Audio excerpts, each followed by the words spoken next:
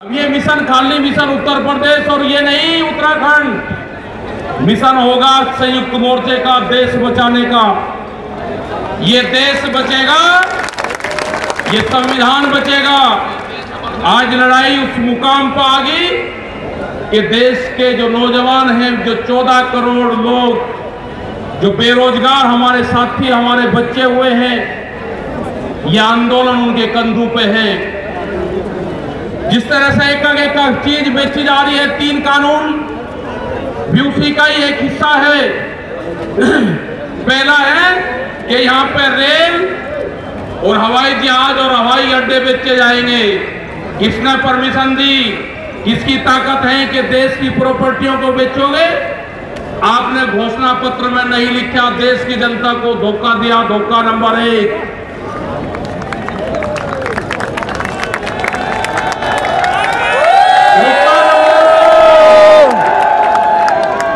धोखा नंबर 2, बिजली बेचेंगे, प्राइवेट करेंगे बिजली को।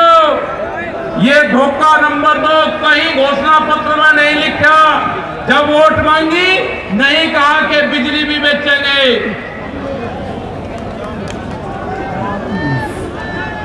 ये सड़क बेचेंगे, पूरी सड़कों पर टैक्स लगेगा और एनएच के आसपास 500 मीटर तक अपनी कोई चाय की दुकान और गुमटी भी नहीं लगा सकता।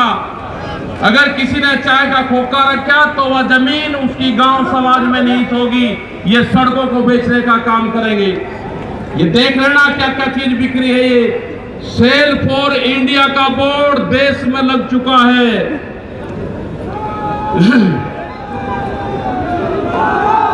ये है LIC, जो बड़ी कंपनी देश की, बैंक, ये सब बिक रहे हैं। इनके खरीदार कोई और नहीं है, खरीदार अडानी और अंबानी हैं। ये बिक रहे हैं सब। चांद पे को भेज दो नारी को। FCI की जमीन जहां पे हमारा भंडारण होता था, वे पूरी जमीन, पूरे गोदाम अडानी को दे दिए गए हैं। पूरे FCI का जो गोदाम है अडानी के कब्जे में है। आपके पास में, भारत सरकार के पास में कोई भी गोदाम अब नहीं बचा है। देश के बंदरगाह, पूरा जो समुद्र के तट पे 100 किलोमीटर तक एक कंपनी को बेच दिए। वे बंदरगाह भी बिक गए। ये भी आपको जानकारी होनी चाहिए। वहां पे जो मछली पालन किसान हमारा था, जो नमक का किसान हमारा था, सब खत्म हो गए। बड़े बड़े बंदरगाह वहां पे बिक चुके हैं।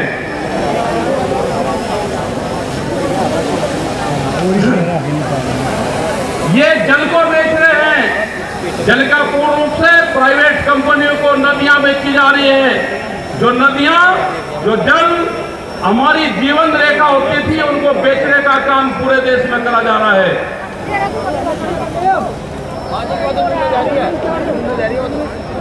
ये इंडिया ऑनलाइन सेल, मतलब कोई भी कीमत किसी भी चीज की लगा सकता है। भारत बिकाऊ है, ये भारत सरकार की पॉलिसी है।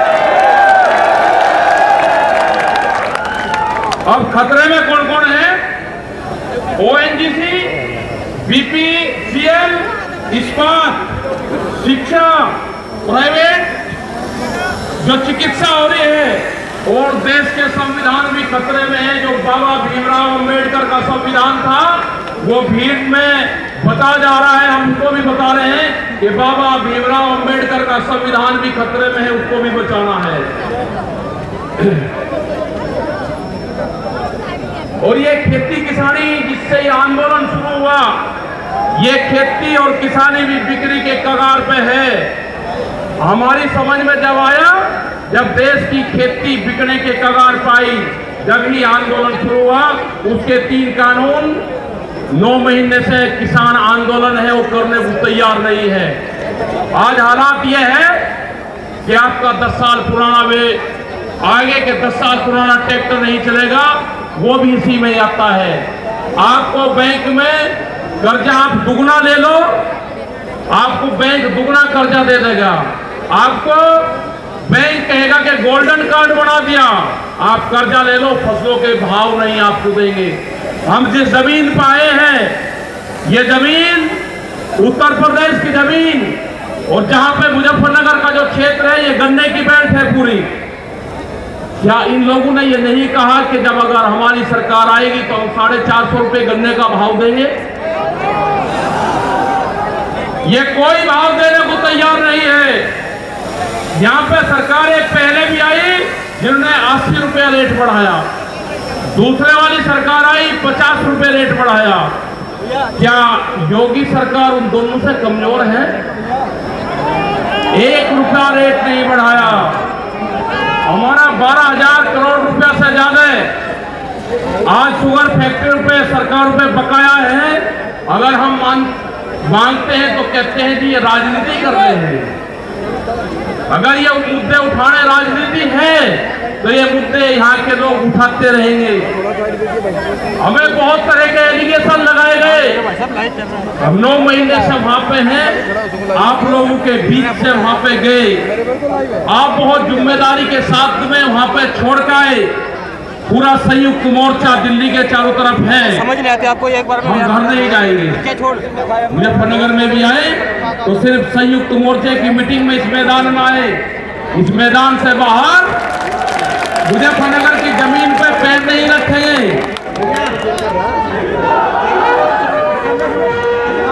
यहाँ पे मुजफ्फरनगर की जमीन पे हम पैर नहीं रखेंगे। हम गाड़ी से यहाँ से वापसी जाएंगे।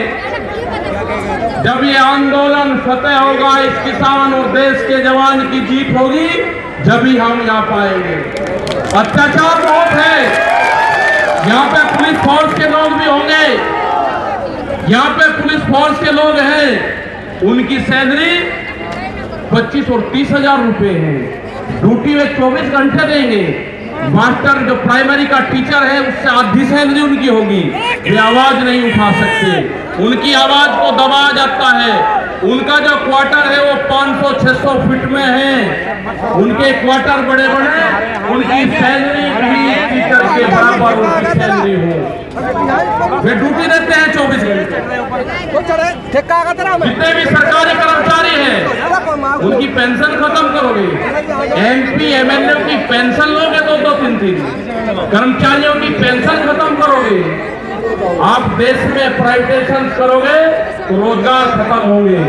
हमारी समझ में एक बात नहीं आई, जो बड़ी बड़ी कंपनी 67,000 और 1 लाख करोड़ रुपया सरकार का लेकर भाग जाती है, उन्हीं को ही फिर बड़े बड़े संस्थाएं मिल रहे हैं।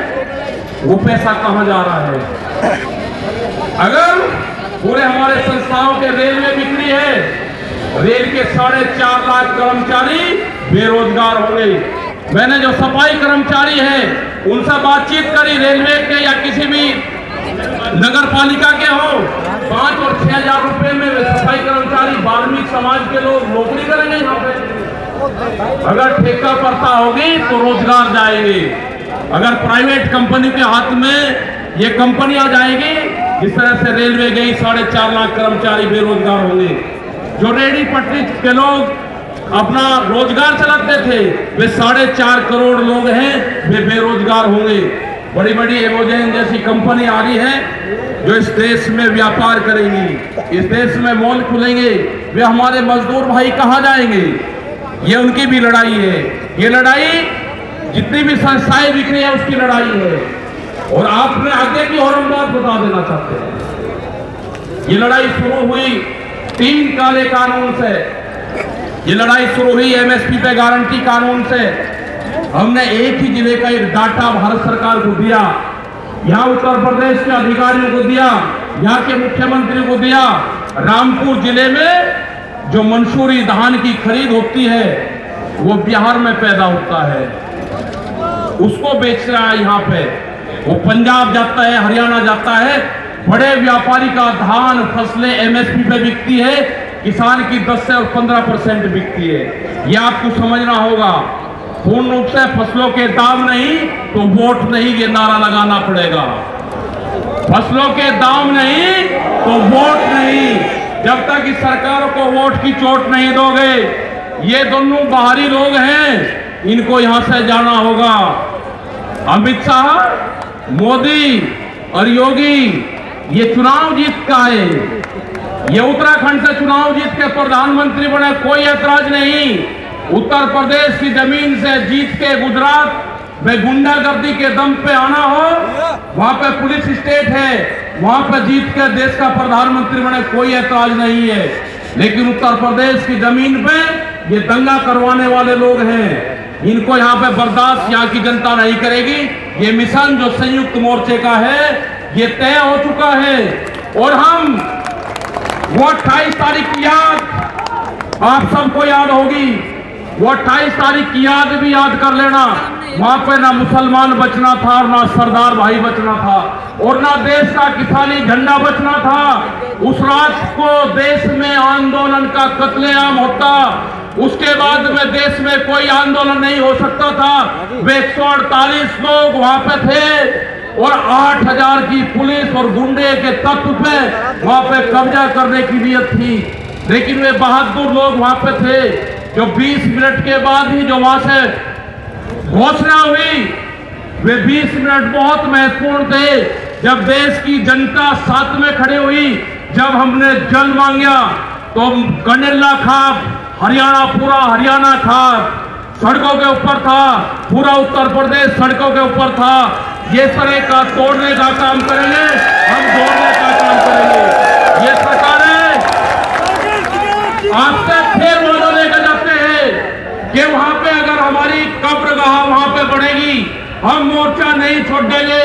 अगर हमारे को शहीद होना पड़ेगा तो हम मोर्चे पर होंगे, या तो जीत पाएंगे, बगैर गुस्से नहीं आएंगे वापसी। ये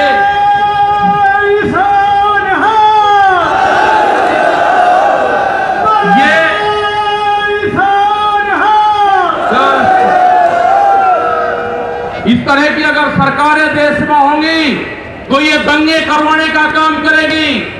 पहले भी नारे लगते थे जब टिकैत साहब थे, अल्लाहू अकबर,